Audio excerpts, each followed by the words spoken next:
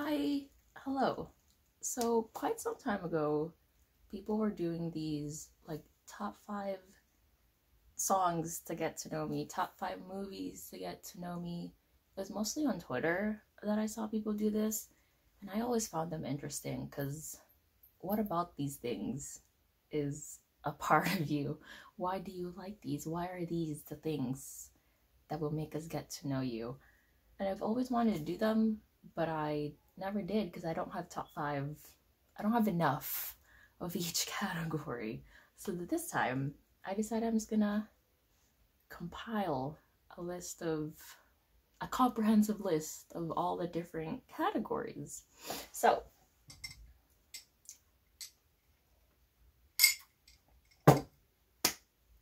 first off, Harriet the Spy.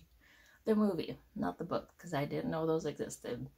Harriet the Spy just shaped me as a child. That was the first time that I saw writing as a form of like journaling, just writing for the sake of writing. She has this little composition notebook that she has, probably where my love of composition notebooks comes from, but she just writes down things that she observes of the things around her, and that truly just revolutionized my little brain. I always copied her when I was younger. She had this toy. It's not a yo-yo. I don't know what it is, but it's like, it honestly just looks like a hair bauble with like 2 beads on there, and she would just that doesn't tell you anything. I don't know what it was, but I would literally just make my own little makeshift. I used a hair bauble with 2 beads on there, and I would just walk around acting like I was Harriet the Spy. I also went on little like adventure spy trips.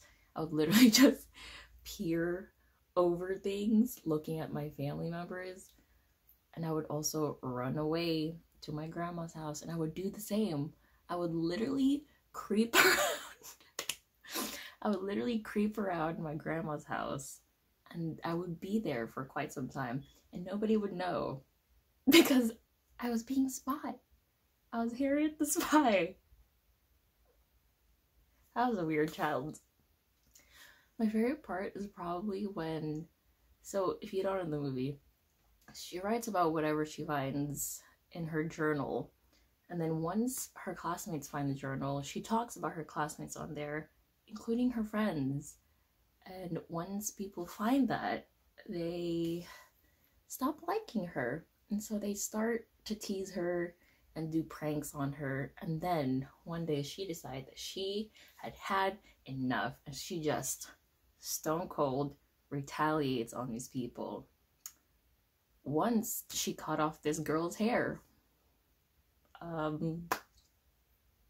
She goes to therapy, so clearly that's another thing we have in common.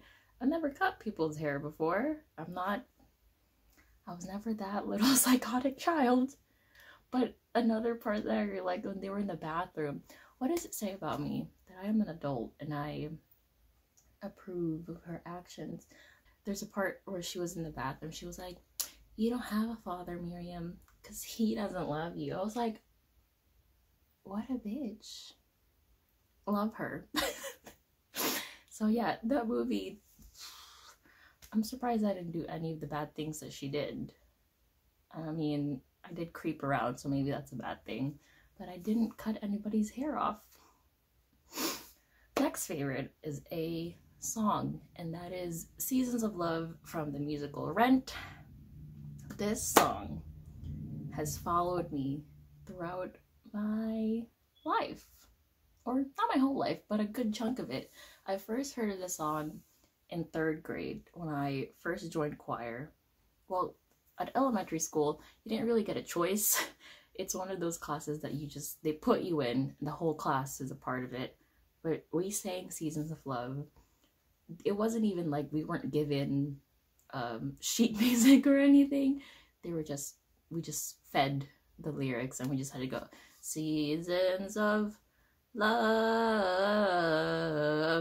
That's it. There's no no accurate notes being sung. But that was the first time that I heard of this song, which was my first year being in America. So that is already like a big memory for me. And then fast forward to 8th grade, I think it was 8th or 7th grade, I was in choir again, and we sung it for our pop show. It was like the Glee version. Was it the Glee version? I don't think so, but it was. We sung it again for our pop show. No, for our pop show, we sung a lot of Glee versions of pop songs just because it's easier, because they have like the choral arrangements for it, so it's easier for us to read the sheet music. And the reason why this is a big thing, I keep mentioning Glee, is because 7th, 8th grade, Glee was such, it was the glue that held me and my friends together. That was like a big thing that we bonded over when we were all in choir. So Seasons of Love alongside with Glee, it was a very big part of our lives back then. And yeah. But once again, I'm still talking about Seasons of Love. Moving forward to high school and Glee, I think it was, at this point we weren't watching Glee anymore, but the main actor who played Finn Hudson, Corey Monmouth, I think is how you say it, he passed away, and Glee was doing like a memorial episode, and so me and my friends, we made an event out of it. We went over to my friend's house. She recorded the show from the night before. We went over to her house the day after.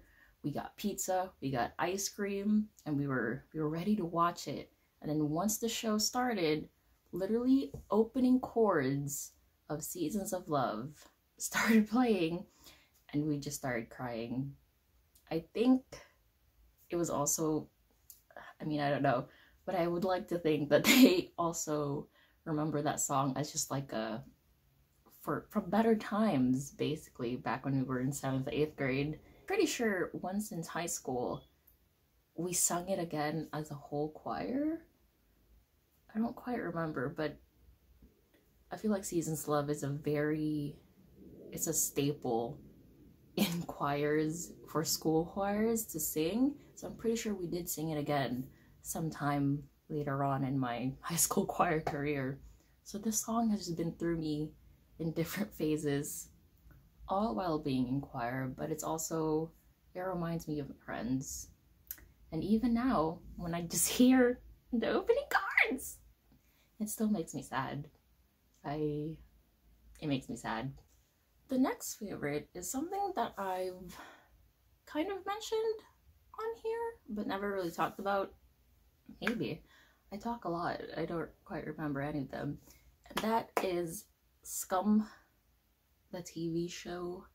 It's the original one is Norwegian. It started fall 2015, but I discovered it fall 2016. So how do I explain this? Each season follows a different character, and there's like a central main cast, and it's 4 of those people that we get for each season. The first one was Eva, second is Nora, the third one is Isak, which is the one that I started watching, and the 4th one was Sana. So I love this show. I love all of it, but especially the 3rd season, which is the reason why I started watching it.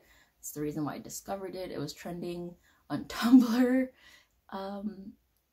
Yeah, it's one of those shows that you find at the right time.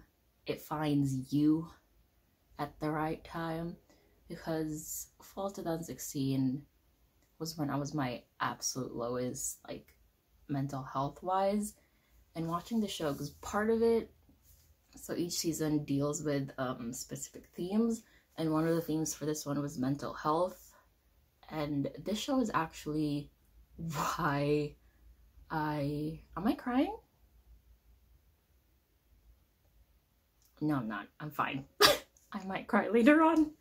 This show is actually the reason why I started going to therapy. So I discovered it December, and then in January, that's when I started going to therapy, or maybe February, but like it was right after, because of the show, I started going. This show is just, specifically season 3. I keep saying this show, but I do love the entire thing. But season 3, it's just so near and dear to me that you know, the thing is, like, you either love something so much that you never stop talking about it, or you never talk about it. I'm both. I love Scum so much that I never stop talking about it, but I love season 3 so much that I never talk about it. I haven't even rewatched it. Like, I rewatch the other seasons quite often, especially Nora's season. She's my favorite character, but I never rewatch the 3rd season. I've seen it twice because I watched the 3rd season first, and then I went back and watched the 1st, 2nd, watched the 3rd again. But after that, I haven't seen it. It's the same thing with the remakes. I've seen all the seasons, well, most of the seasons for them, but whenever it comes to the Isak remake, I just don't watch it. I think it's just because it means so much to me that I want to preserve my memory of it, of how I felt at that time, and I don't want to add new experiences or new feelings on top of what I felt then. Does that make sense? Like, I just want to preserve it as something that helped me during that time, and I just don't want to add new thoughts and reactions to it. So yeah, Scum as a whole, but Scum season 3 with Isak and Evan, my sweet baby angels. I love them. If you want to watch this, good luck, because I watched this.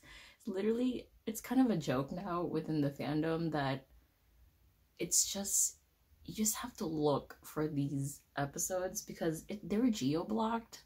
They're from Norway, and so people literally just have to download it, translate it on their own, and then it's just stored in like Google Drives, and if you just have to look for them. And sometimes the Google Drives don't even work because there's just too many people on there and it just locks itself. But anyway, I would still highly recommend. I wish I had it when I was younger, because it would have helped me a lot. If it helped me at that point, it would have even helped me even more when I was younger. Speaking of things that I wish I had when I was younger, be right back. Speaking of things that I also wish I had when I was younger, radio silence. Yes, I read this last year, and it's up there with my life-affirming pieces of media. I feel like every time I talk about this, I don't actually talk about it. I just say how much I love it. So this is about Frances. She spends her days making fan art for this like YouTube podcast. She's also like the head girl. She's a straight A student, and she's on her way to, I think it's Oxford or maybe Cambridge. I'm not sure.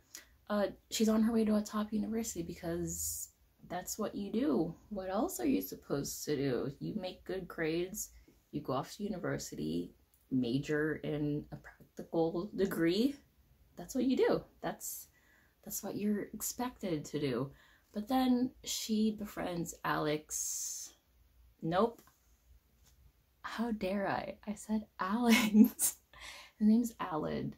She befriends Aled, and then she finds out that he is the creator of her favorite podcast. And then once people find out that Aled is the creator, because this whole time he's been anonymous, it puts a strain in their friendship, and she has to go and make sure that he's okay. But before all of that, and even in the midst of all of that, this is just about friendship. The friendship between Frances and Aled is just wonderful. It's just wonderful. Like, there's just something magical about finding someone who's into the same weird stuff as you. Quote unquote weird, because what does that even mean? Also, who decides what things are weird? It's just friendship. Friendship and deciding what you want to do with your life for yourself, not because you think it's what's expected of you. And I just love it. I just love it. My next favorite, it's kind of cheating. It's not a piece of media. It is a medium where you can find pieces of media. I'm talking about Tumblr. I've had my Tumblr since 2010, and you can pry it from my cold, dead hands. I will not be getting rid of my Tumblr. It's just been with me through all the times of my life, you know?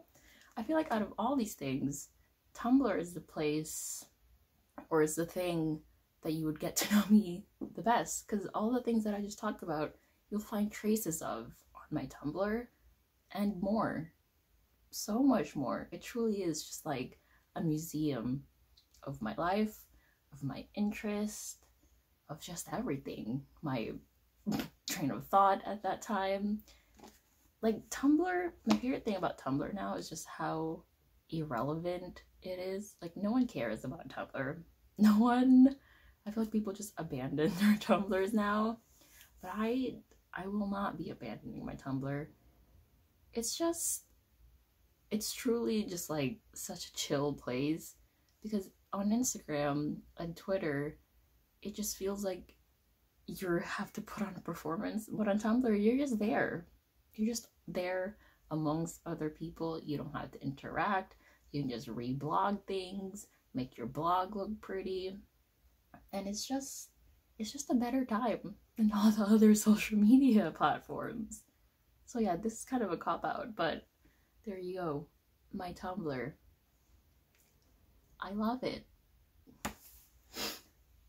So there we go. 5 pieces of media, kind of, to get to know me.